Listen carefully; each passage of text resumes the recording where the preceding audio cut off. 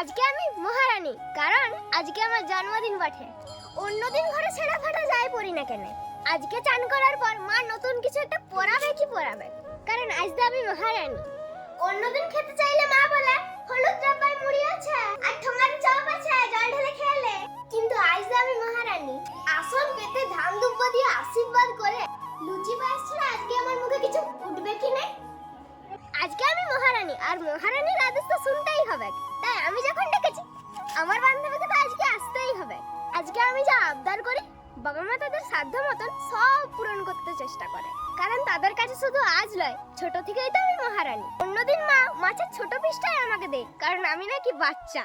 কিন্তু আজকে খেতে পারবো না জেনেও মাছের সবচেয়ে বড় পিসটা আমার পাতাতেই থাকে, কারণ আজ তো আমি মহারানী।